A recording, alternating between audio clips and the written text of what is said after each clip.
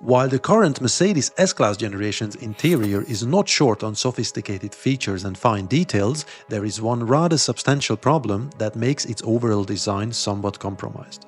In this very first Cabin OG video, we will have a thorough look inside the S-Class, review its main design elements, compare them with some of its legendary predecessors, and celebrate the reinvention of a car interior design icon. I will also explain what the problem is, why I think it exists, and what most probably will come next for the cabin of the world's most important luxury car. The Mercedes S-Class is the ultimate luxury saloon. It is defined by groundbreaking technology, comfort and refinement. A car that every enthusiast and every competitor looks up to. Its endless list of world-first innovations and level of luxury has been showing the way for an entire industry over generations. Whenever a new S-Class is presented, there are two questions. The underlying one is, what is the new tech this edition introduces to the automotive industry? But the real one is always this. Is this the best car in the world again?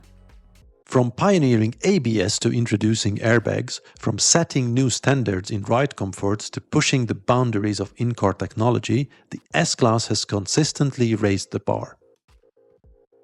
But it's not just about groundbreaking innovations, it's also about a relentless pursuit of quality and luxury, a dedication to detail that borders on obsession. And especially so inside. As one anecdote goes, during the development of the W126 S-Class, they went nuts about the leather used for the seats. To test its durability, they didn't just rely on machines. They had employees repeatedly sit on the leather samples, simulating years of use in a short period of time. Thousands of repetitions day after day to ensure the selected leather could withstand the test of time. And this is actually more important than it might sound. What is supposed to, and definitely used to, define Mercedes luxury more than anything else is this continuous urge for innovation and over-engineering. To simply use expensive materials is only half the job. To make them last is the real deal. But enough of the theory, let's get inside the latest generation. The 223 has the first fundamentally new S-Class interior design after more than 2 decades. Back at the end of the 1990s, right after the controversies around the heavy and monumental W140, they wanted to move away from the rock-solid rectangular Doric order that used to define classical Mercedes interior architecture. And they better did, as, at least for the S-Class, it didn't seem to work anymore. Just look at the relative positions of the central air vents on top of the center console here. What happened to the Doric order? Where is the symmetry? They seem to have sacrificed the classical design harmony of the entire cabin just to make space for a wider 5-dial instrument panel that provides the exact same information the 126's narrower panel with only 3 dials did. And that on a car that, according to insiders, had 800 different configurations for the window shelves to fit every possible combination of model, equipment, color and trim.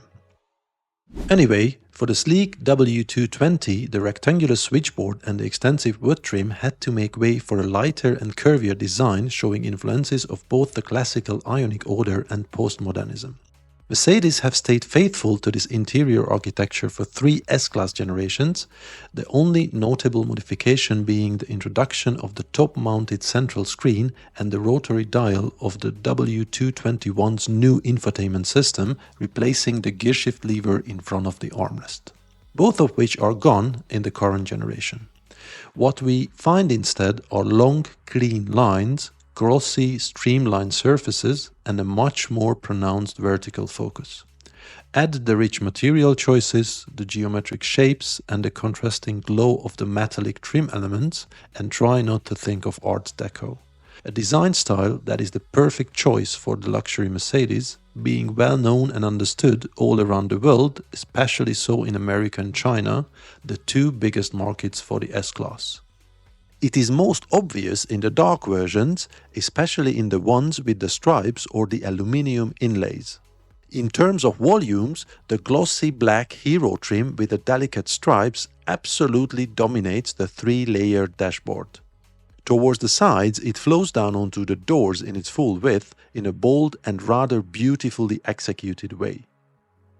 This masterful transition not only keeps the alignment of the stripes and reduces the gap between dashboard and door panel to a minimum, but for the first time in the history of the S-Class, it also creates a rather large direct extension of the dashboard surface on both doors. The superbly executed wraparound architecture then sets the stage for the main design theme of the current S-Class, floating surfaces. This completely new arrangement is one of them.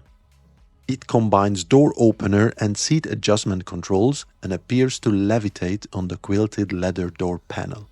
It grants an unreal level of texture to the interior, especially when the mood lights are on.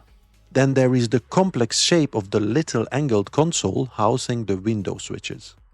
The metallic strip around its edges highlights the floating position, and together with the mood lights and the wider wraparound strip originating from the dashboard, it gives a highly technical finish to the door panels in all four corners of the car. And now look at this. The same complex floating shape, the same materials, the same alignment, only much bigger and serving a different purpose. This masterful alliteration of form, material and color, together with the bold and luxurious wraparound hero trim, equips the cabin space with a very strong architectural fundament. The type of thing we see in every car interior concept sketch. But then, reality kicks in. Take the air vents, for example. The middle ones had to move up from their traditional position to accommodate the floating center console. Because there is not much vertical space left on top of the dashboard above the center display, the vents have to be quite shallow so the visibility is alright. And even if the S-Class has a completely new climate control system with higher output and the smaller vents are okay for ventilation performance, something is just weird. And that's because on the sides they opted for the same vent design, only it is much bigger, has 2 vents instead of 4, it is not framed as in the middle and, this is maybe the most painful one, it is vertically oriented. So there is definitely a visual link between the sides and the center, but instead of providing balance and stability, it yields pure frustration. The wraparound design gave a new home to the light switch as well. The traditional dial has moved up from the knee blocker onto the door trim. As it is clearly in line of sight now, its design has also been updated from the good old pinch dial to a rotary one. Something very similar happened to the start-stop button, which also moved up from behind the steering wheel and got the same rotary dial design as the nicely aligned light switch on the other side of the steering column. Talking about great design, look at this. The iconic Mercedes seat adjustment control was introduced in 1980 and has been copied by the entire industry. Nothing is more intuitive than moving the elements of a stylized seat to make adjustments to a real one. Nothing is more convenient than doing it right from the door standing next to the car before attempting to settle on a seat that is too tightly adjusted. Now, seat memory, if in the right position and not hidden down there somewhere around the seat, will most of the times take care of this nowadays, so technically speaking, it is not really a necessity anymore to have it this prominently placed on top of the door panel. Except, of course, if you prefer to have such an extremely well-considered piece of design in front of your eyes. Mercedes thought you should, and I have to agree. Even more so starting from this S-Class generation, for which this classic has been updated. What used to be a set of individual switches arranged to form a seat is now one single element. It is slimmer and much more elegant, mainly because there are no gaps anymore between the individual sections representing every part of the seat. The knurled surfaces add a further touch of refinement to this delicate design that relies on a completely new capacitive technology. The sections are not binary switches anymore, but pressure sensors, through which not only the direction, but also the speed of the adjustment can be controlled. Push hard and your seat moves quickly, release the pressure and it slows down. The level of thought and care that went into this redesign, both aesthetically and in terms of intuition, is difficult to top. Extraordinary refinement here. Not just the controls are new, they command a fully updated seat generation. While luxury car seats tend to have a bulky and heavy presence, these ones look airy. Instead of two massive volumes for seat cushion and backrest, Mercedes went with multiple layers to create a delicate, almost weightless appearance. An extensive but low base supports the shell-like side panels, which in turn hug the core cushion, a steel-sprung half-shell of sheet steel with foam upholstery, on top of which sits a skillfully decorated cover layer that is wrapped in quilted leather here. The backrests have the same layered structure and are now completely separated from the seat cushion. So we have fine layers wrapped in a hard shell and distinct separation between seat, backrest and headrest. Sounds like a nod to a design classic, the equally iconic and ubiquitous Eames chair. Both are all about the comfort and the fine details. The different finishes available for the S-Class seats, such as the flowing longitudinal piping of the Lugano leather or the progressive diamond pattern of the Nappa leather, add another layer of customization and visual appeal. This nicely echoes the Eames chair's focus on craftsmanship and the use of high-quality materials in the context of a modern luxury car. The separated backrest is not a visual design element only, it also reduces vibrations and makes the seats safer in an accident. Also, there is a clever new mechanism that will increase the tensioning of the springs in the cushion the more the seats are moved backwards. The bigger the distance between the dashboard and the seat, the stiffer the cushioning to accommodate bigger and heavier occupants. Then there are up to 19 built-in motors, 10 massage programs, 2 exciter speakers in the backrests to vibrate along with the beats, and even a heated soft cushion attached to the headrests. What is not there is an increase in weight. These beasts of a seats not only look lighter than the old ones, Mercedes indeed managed to pack all these new features in without adding extra weight. Okay, so let's talk about the elephant in the room. It is the most prominent, all-defining design feature of the cabin. Its sculptured look and crystal black finish equips the space with the fundaments the other floating elements on the armrests and door panels can build on. Together, they create the anchors for a well-considered spatial experience with a lot of gloss and the rather substantial touch of minimalism. The floating sculpture they call the center console is a rather beautiful disguise for an ugly reality. Mercedes didn't seem to have a distinct infotainment hardware concept for the S-Class, so they had to go with a simple tablet. But rather than just hang it up on the dashboard like most companies do, they integrated it in a levitating piece of art and designed the entire cabin around it. Other than being the perhaps most appealing way to accommodate a tablet in a car cabin, the complex shape also serves an ergonomic purpose. The distance between the center armrest and the OLED panel is carefully selected to allow support for the elbows while the fingers wander around the screen. And what sounds like a no-brainer is actually pretty extraordinary. The entire panel is comfortably within reach for both the eyes and the hands, while the arms are supported on the center armrest. There is a row of physical buttons for some key functions like volume or hazard lights, and the strip at the bottom of the screen is reserved for climate control real estate. So where is the problem then?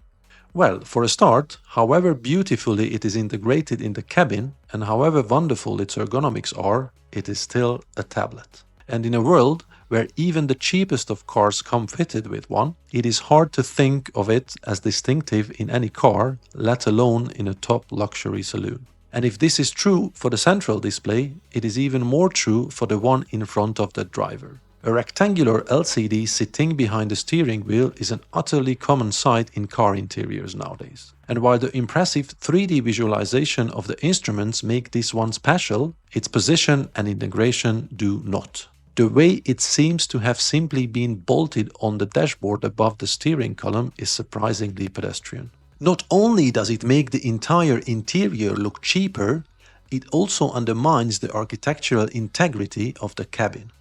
There is no console, no sculpting, no floating, just a rectangular tablet and the bitter aroma of aftermarket aesthetics lingering in the air. But it comes even worse for the S-Class.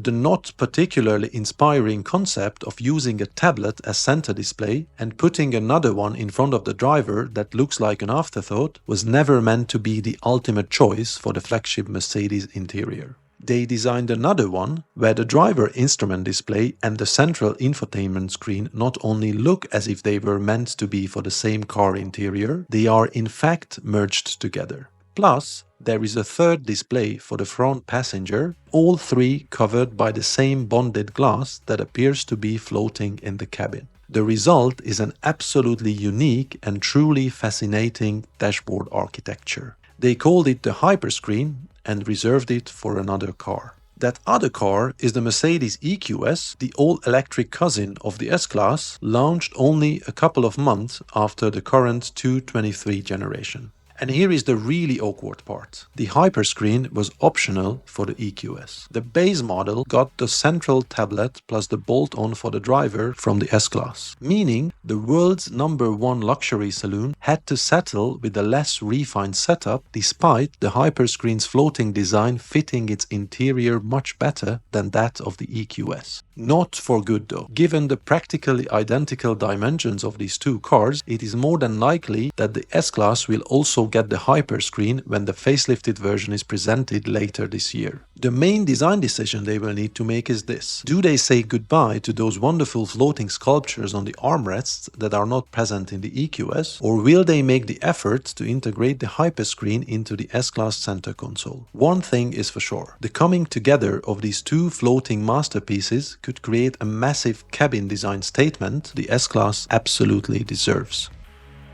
I hope this very first Cabin OG interior design review gave you a fresh perspective on the cabin of the Mercedes S-Class. Let me know your thoughts below and share any experiences if you own or have driven one. This review was only about design, but I am planning to make a dedicated video on the rather controversial topic of the materials used inside the S-Class and perhaps on its infotainment system as well. I also have other cars on my mind. Let me know what you wanna see reviewed next. For now, thanks for watching and make sure to come back if you care about car interiors.